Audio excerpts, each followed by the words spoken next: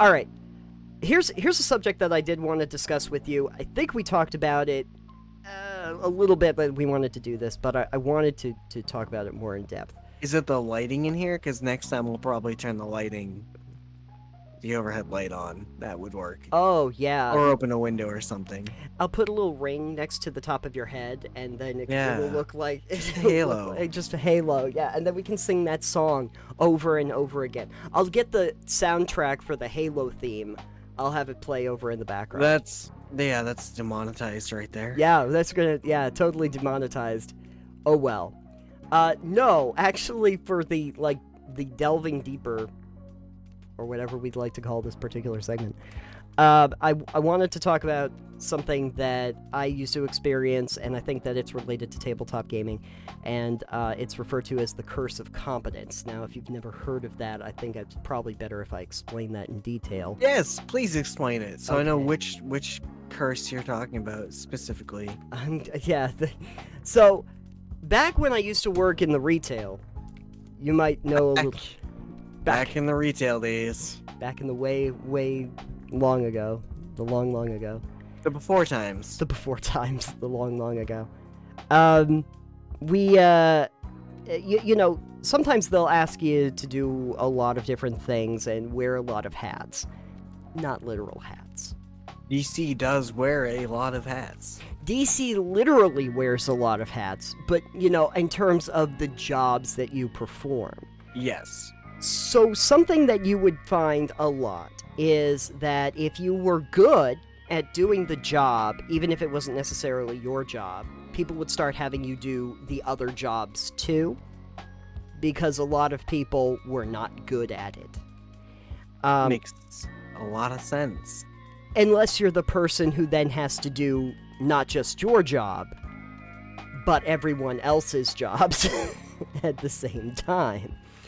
To try and do all of those things. So for me, when I was in retail, I was a CSA, a GSA, I rang on register, I was a relief for the service desk, I processed in the back room, I did stocking, I did resets, and then I eventually worked in planning, and I worked in operations, which meant I was also HR. So that was, you know, a lot. That's a lot.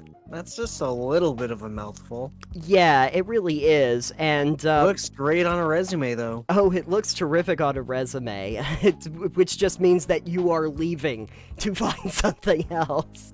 But when I eventually got to like that last phase where I was in operations and I was doing HR, all the other things that I used to do, they still kind of needed me to do, because if they're getting like blocked up in any of those places, they just wanted me to come in and do it.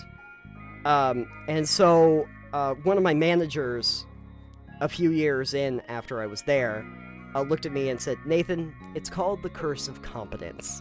If you are good at doing jobs, be prepared to always do that job.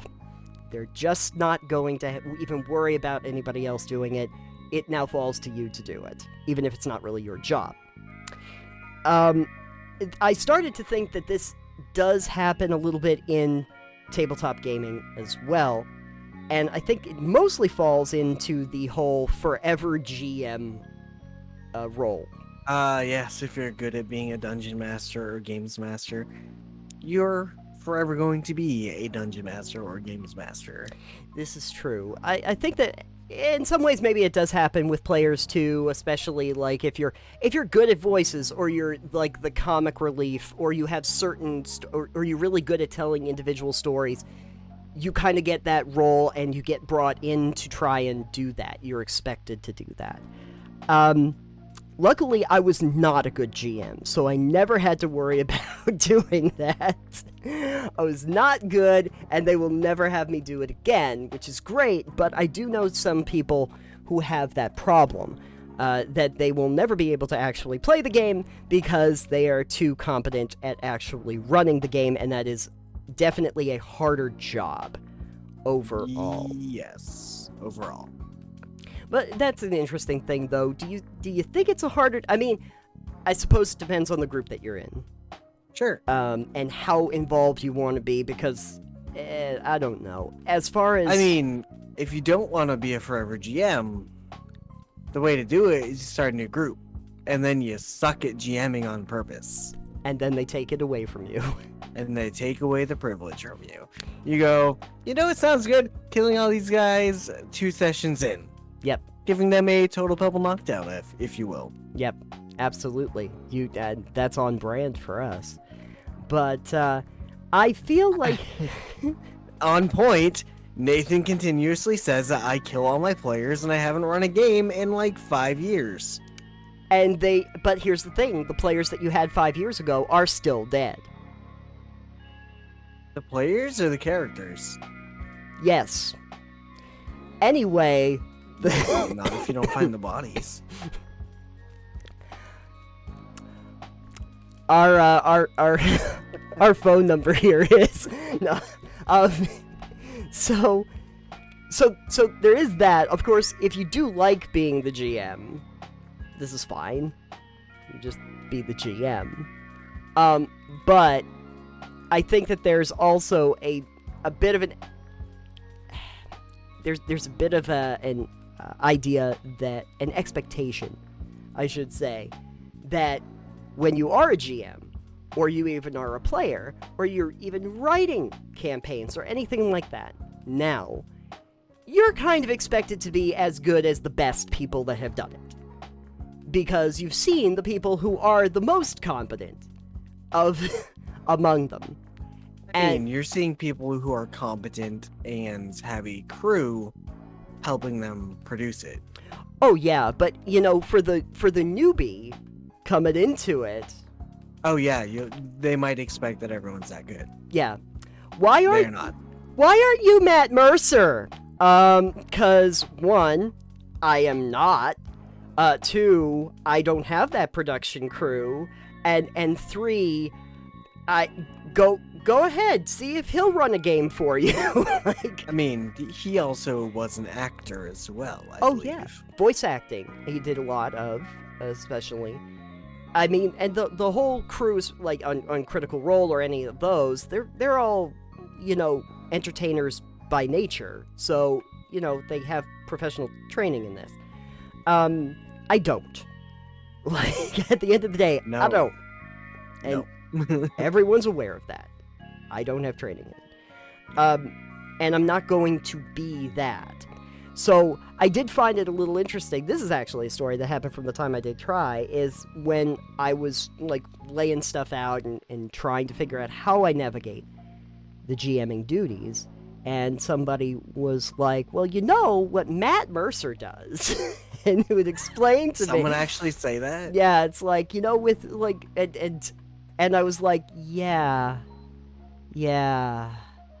This is the first time I've even done this, so probably not going to be that. Now, in fairness, they were saying, like, with a Matt Mercer, in that particular case, he expects that all of the characters, or the players, are fully aware of what the characters know, and are taking notes the entire time, and if they don't remember a password or something, and if they don't remember passwords and something like that, too damn bad.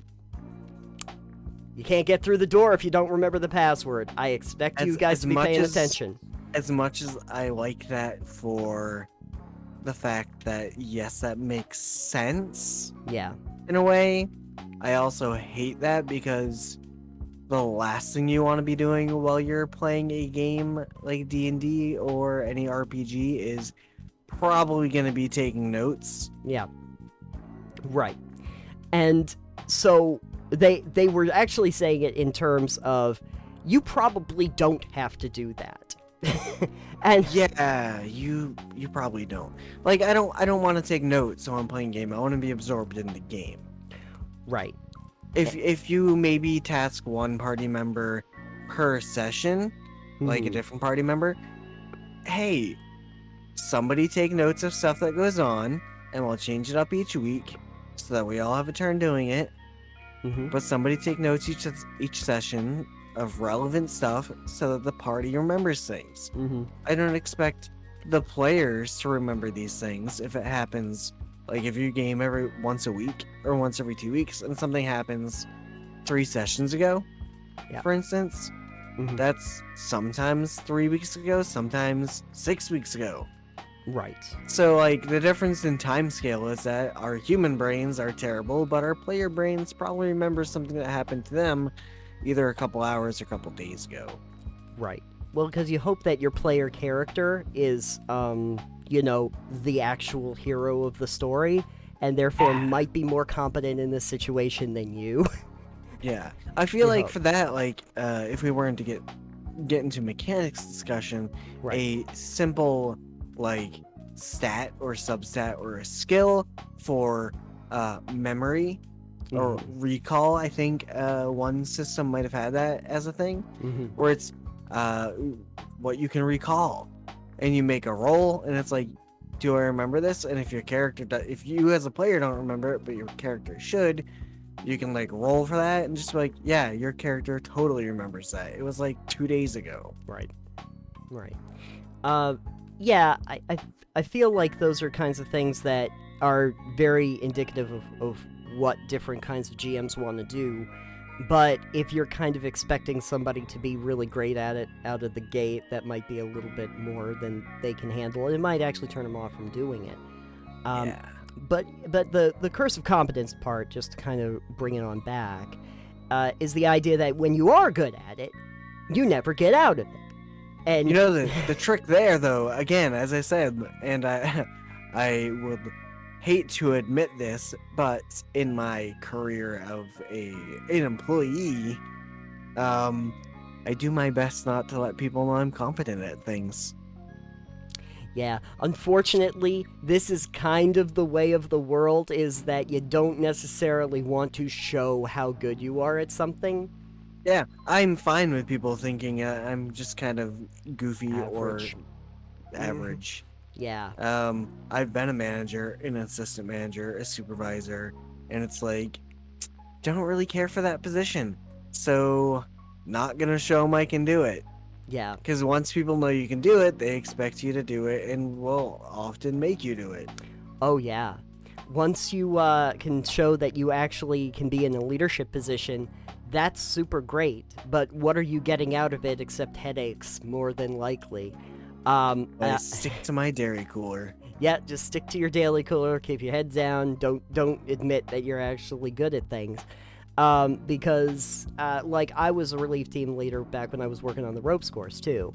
I had worked really hard. I was my ground crew. I did it. I did a good job, and I was super happy. And then I would become a relief team leader, which was basically what that ended up meaning, though, was that when all the other team leaders decided they wanted to cut out early and go to the beach, we'll just leave Nathan in charge. So they didn't Enjoy! invite you to the beach ever. Oh, I didn't get to go to the beach. I had to stay and run the course. They were probably just afraid you were gonna sunburn. They were probably afraid that I was going to sunburn. Well, yeah, or they could have put me out in the woods. That would have been fine. Yeah. I had many lovely days where I was just like at the end of the jungle course, and you're just out in the woods, like about 35 feet in the air, just hanging out on a platform, just waiting for somebody to come by to get them off the course. It's like, that's not bad. You just kind of lean next to a tree for hours on end. It's my job. Yeah, exactly. But then when you got to actually run the course, now I got to get down, now I got to run around all over the place, make sure everybody is on their lunch schedules and everything like that. And it's like, yeah, this is totally worth the hassle and the headache. So I guess the lesson, folks, don't be good at your job. Yeah, be terrible at your job. Be terrible at your job. Or whatever you don't want people to think you're good at. Exactly. Don't try to climb the ladder. It's not going to end the way you think it's going to end, unfortunately. I really do worry, though, about the idea that it's going to be bad for people who are trying to get into the activity, especially with tabletop gaming. But really, I see this a little bit in, video gaming as well, is the get good kind of thing, which is like, if you're not great at something, then why are you doing it? Or you have to get really good at something really quickly. I like to be completely incompetent. When it comes to video games, when people say, are you good at them? No, I play a lot of them. I'm not good at them, and I am not going to try to do like, oh, look at this speed run I did and the challenges I did, because then that's going to be all the expectation about like doing that. Because I'm not good at it, and it's gonna end up bad, because then they're gonna expect that all the time. I just don't want to do it. It's not fun. It stops being fun. I hear that's why most people do gaming. Yeah. Yeah, tend to game because it's fun. Yeah, you certainly hope so. Yeah, that's why I don't do competitive gaming, because I don't care. Esports! No. No. EA Sports. EA Sports. Get in the game. It's in the shame. It's in the shame, yes. It's in the shame. So no, we're not gonna do the esports thing. Sorry. We're just not. We're just gonna play head to head. We're gonna play head to head. Exactly. Yeah. Got to figure out See how who's to got the do that granny simulator. see who's got the harder head. Yeah, we get together, we start smacking our heads together, and see whose cracks first. That's how that works. Yeah. Perfect. Anyway, so the big takeaway for the curse of competence is don't be competent, and you won't get cursed. Yeah, I guess that works. Yeah. I mean, or find someone with a remove curse spell. I wonder if there could be an actual D&D campaign that you did, where you have to remove the party's curse of competence. So Actually, that that'd be really great, is if somebody homebrewed in there an actual curse of competence. and that's why the party keeps getting called to deal with every single menial task in every single town. I need you guys to clean this well. Yeah. Is there a monster in the well? Oh, it's just dirty. It's just dirty, and I heard that some of you have, like, water magic and stuff, so if you could just do that, and, the constabulary is looking for a couple of lost cats, if you could get on that while you're at it. You have a druid, can you, like, put a vine up there, or, like, make the tree smaller, you know? Could you just do that? So on that note, though, Nathan, what would be the opposite of the curse of competence? Oh, well, that would be the the gift of incompetence. The gift, it's a gift. It's the gift of being a Cocoa Puff. The gift of uselessness? Yeah, the gift of uselessness. Let's go with Perfect. that. You curse a party with that. The bliss of ignorance. Oh, yeah, that would work. The bliss of ignorance. The bless of ignorance. The bless of ignorance. There you go. That's so you got the curse of competence. Yeah. And then the bless of ignorance. Ignorance. Yeah, the bless of ignorance. There you go. See, that's why I actually do this when I get into new games and I get into new settings. I do work on the premise that I am an idiot and I don't know what I'm going to do, and therefore there are no expectations on me, and it really is a blessing in a lot of ways. It's terrific. No one has any expectations of you, and you're kind of free to do whatever you want until you have inadvertently shown that you actually do know what you're doing. Yeah. So, that's helpful. Yeah. So there you go, folks. The bless of ignorance. Learn it.